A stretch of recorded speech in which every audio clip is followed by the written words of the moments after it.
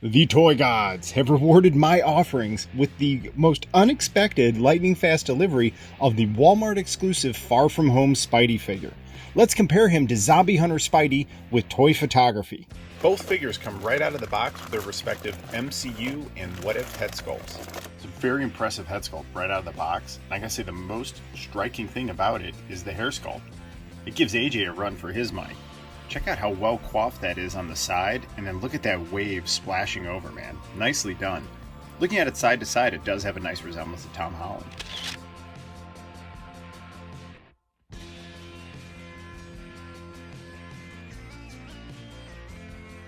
These are two totally different styles of head sculpts, and they both work extremely well. And What If Spidey has some great hair, but just can't compete with Petey from the MCU, but I really do appreciate how it's sculpted, and I appreciate how that differs from the MCU Spider-Man. One is animated, one is live action. It should look different. You have a bland Peter Parker expression. It would have been nice if it just had something to it, man. Just a little expression. Because when I think of this episode, I do think of him with his mask off with the cape on, and I think that's how I'd like to put it in the display. Still, it's a really, really nice face sculpt. Well done.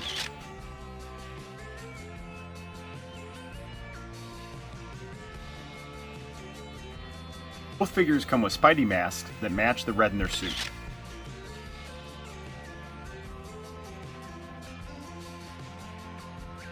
What If Spidey comes with a really cool take on an alternate universe Spider-Man.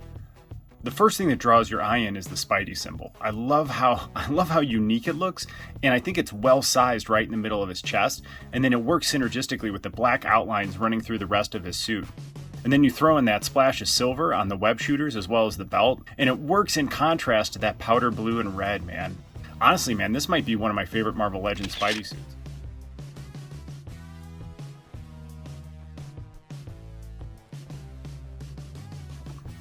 Far From Home Spidey has a much smaller spider symbol in the chest, but I really do like the two-tone nature. Other than that, I feel like this is just a throwaway in terms of like a paint job for a body sculpt. I do like the way it looks with the real dark navy, and then that is a bold red with it. I will say that big bright white Spidey symbol on the back is pretty impressive though, man. I might find a way to pose him in the Nerdery, maybe where that's featured more than the front of the suit. I think that's what makes this unique.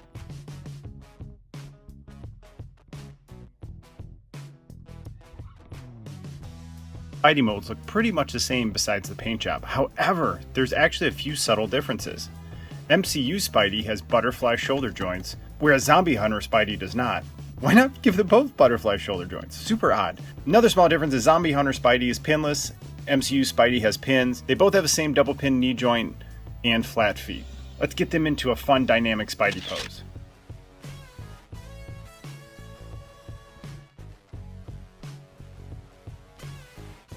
Zombie Hunter Spidey comes with 2 fists or 2 thwips. MCU Spidey comes with 2 thwips and 2 grip fists. Zombie Hunter Spidey comes with the Cloak of Levitation. It's very plain on the inside. There's absolutely no detail to write home about.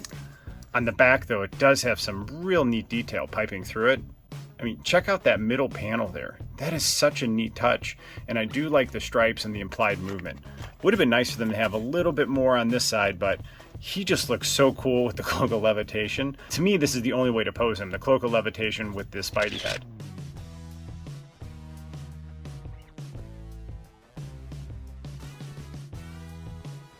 And why does this man of spiders have a grip fist? Well, it's because we actually have this, wow, look at that, super long web. Yeah, buddy. Finally got a Spidey figure with a web. For this one, he hangs on pretty well. There's him hanging on. I'm gonna have to put him in the DTOF like that, man. Just kind of swinging in the back. Hasbro, would be really cool if you got one varied web effect with each spider figure, man. Make it happen. All right, check it out. Spidey can swing.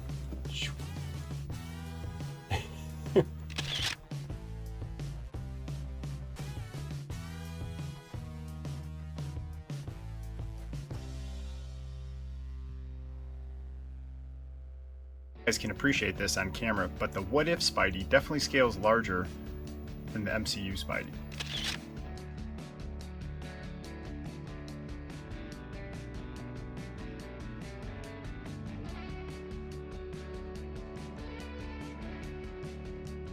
since we're having fun playing with our toys, let's have comic book J. Jonah Jameson yell at Zombie Hunter Spidey.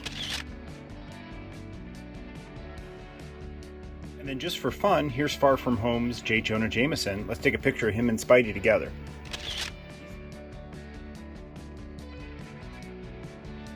Like many of you, I'm a sucker for adding as many figures to my Spidey or Iron Legion as possible.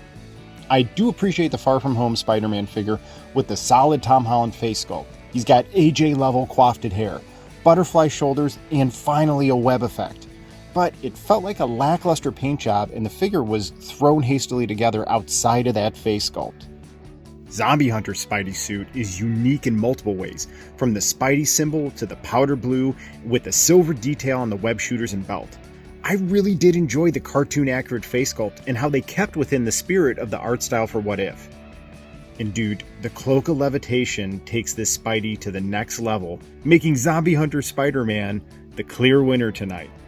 Let me know in the comments below which figure is your favorite out of the two, or if you have a Spidey that you like better than either. Praise the toy gods!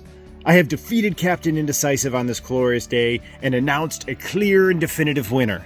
Please join in honoring the toy gods by liking and subscribing to the Nerdery. Thank you so much for watching, and I hope to see you real soon.